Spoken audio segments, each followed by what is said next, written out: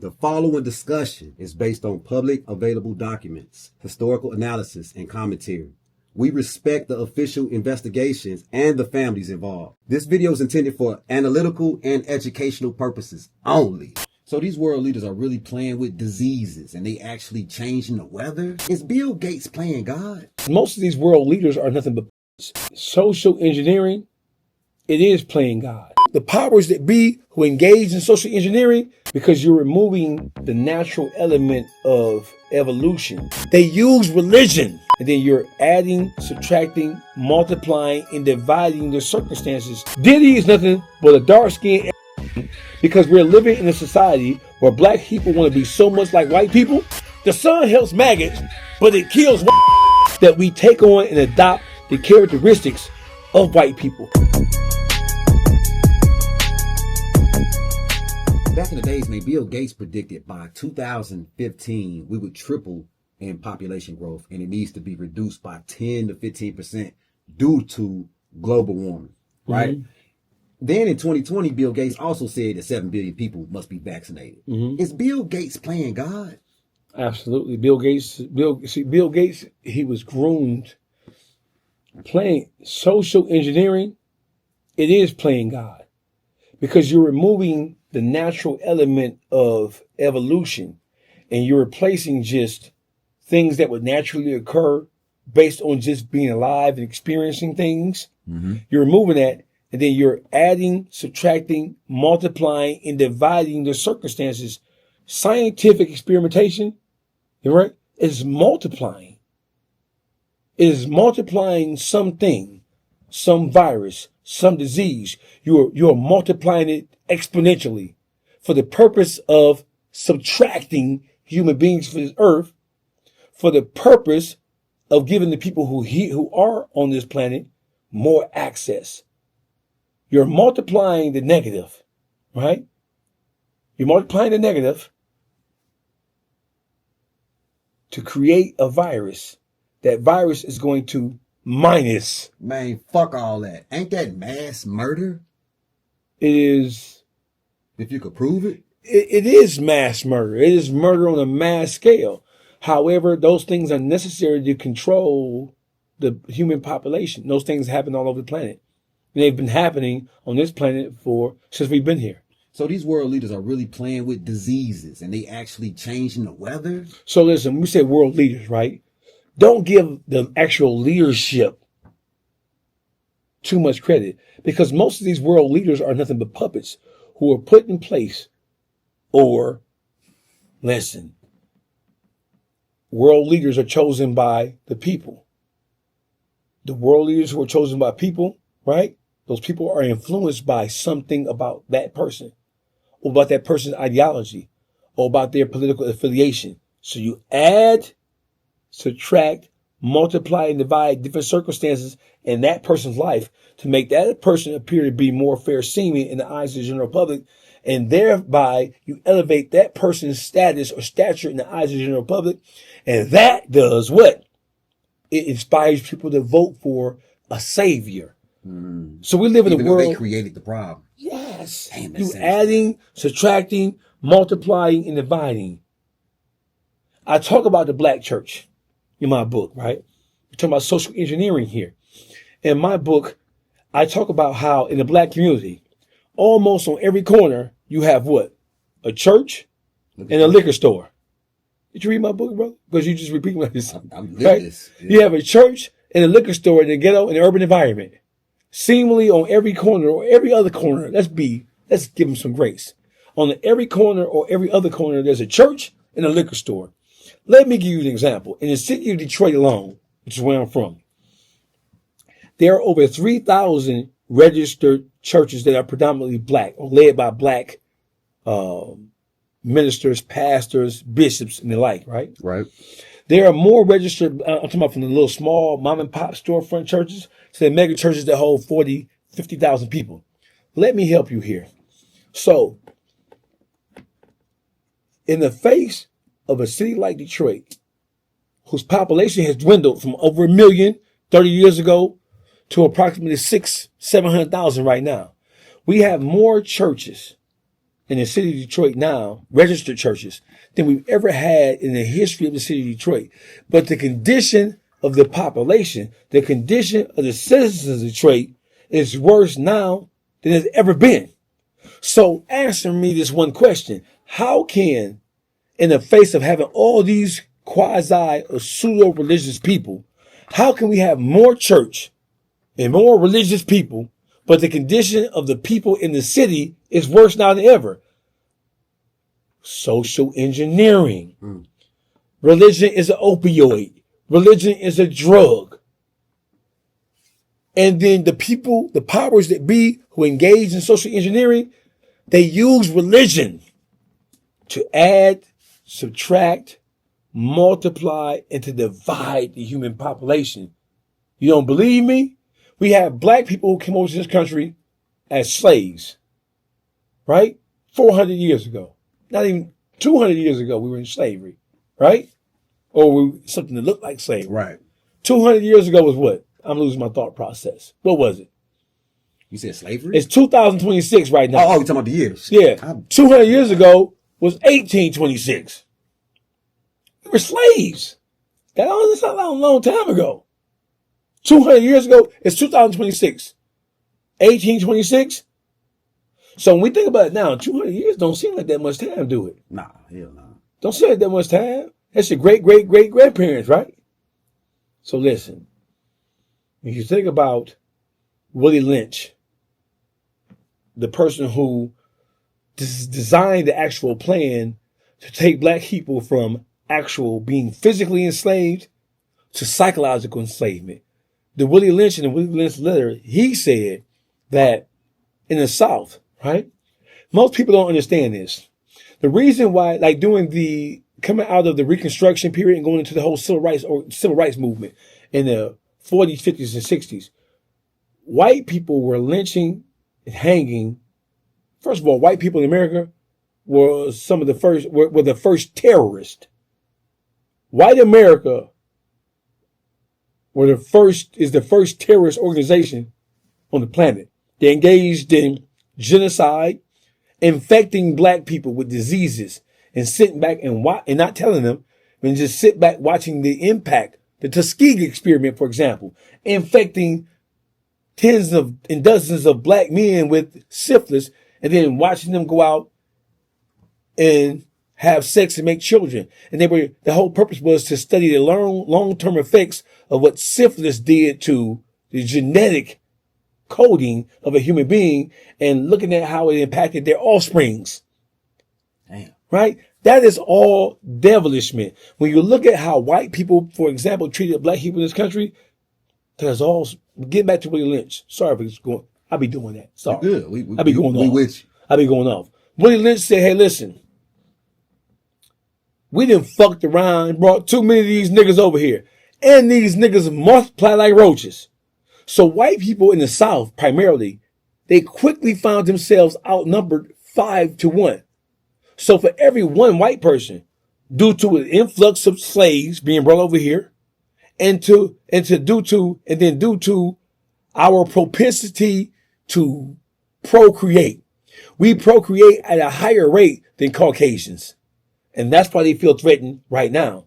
But to my point, Willie Lynch, the whole control, that is social engineering. We have to put into the minds of these slaves who we're not going to be able to keep in physical enslavement much longer, because they outnumber us in our treatment of them. It is so atrocious that it's going to spark a natural rebellion in them, and they're going to overrun us. So we have to do something else, because we can't hold them in physical bondage forever. That something else is we have to take the chains off of their physical body and put their chains on their mind. And the number one tool they use to do that is Bible and Christianity. Don't forget, we couldn't be Christians here as slaves. We couldn't even read, right?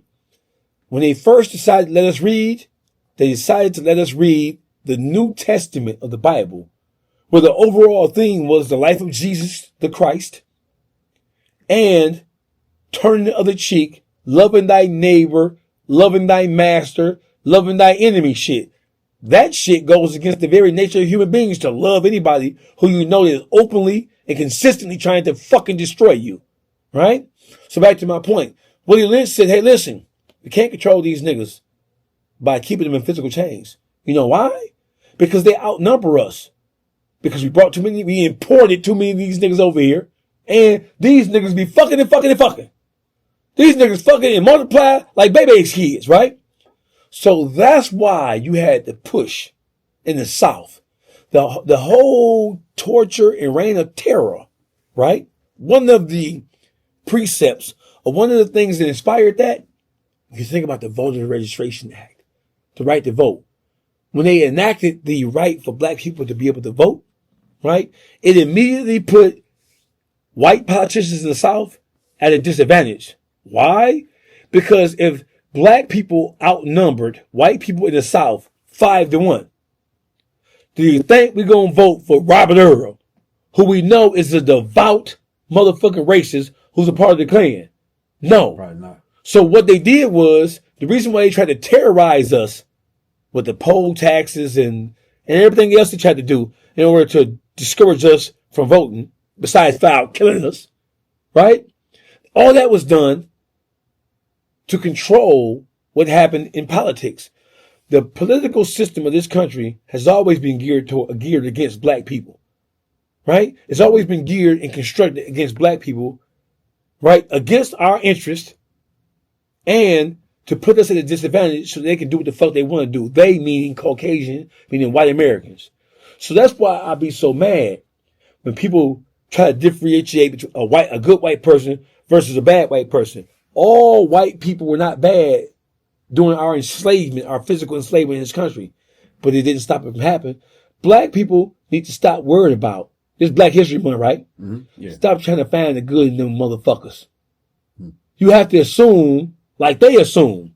When you walking down the street at night and you come across a white person at light, you're going to hear them goddamn doors clicking because they're assuming you can be a doctor. By looking at you, they're going to assume you're a criminal. So black people, I think it's to our advantage to start assuming all white people are vampires and they are agents of the devil and they are agents of the fucking Illuminati.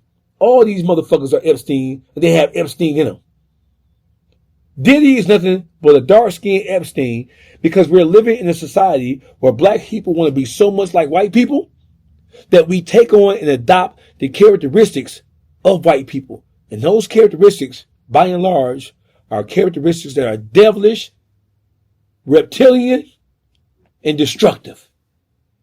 White people are aliens. They are the spawned offsprings of aliens. They are vampires. If you don't believe me, I know you don't believe me, because you're looking at me like you don't believe me. Listen. Are you a religious person? Yes. Okay. So listen.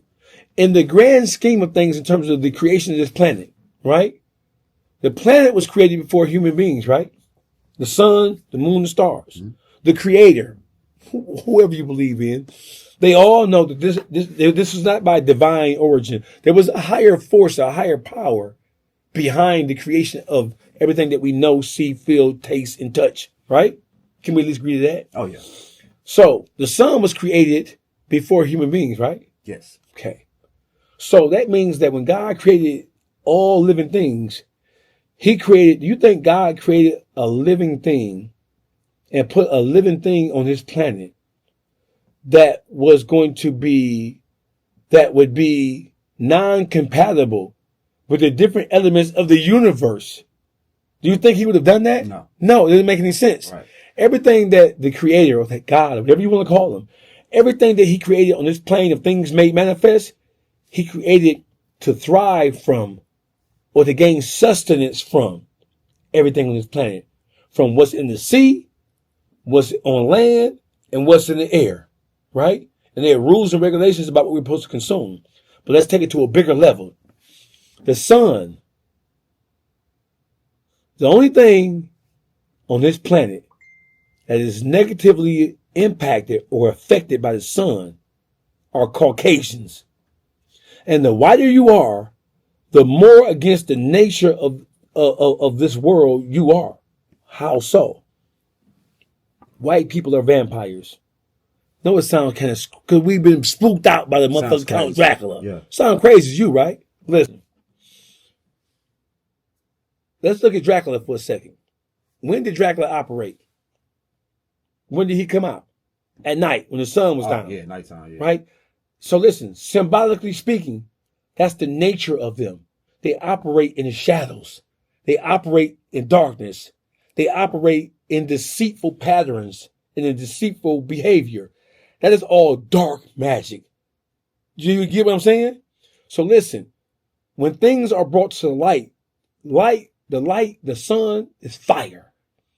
Fire burns off impurity. Okay? So the only living thing on this planet that is negatively affected by the sun are Caucasians.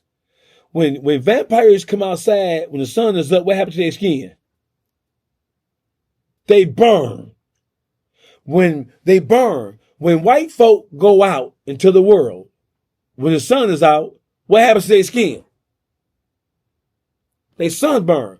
Somebody might say, well, hey, black people have sunburn too.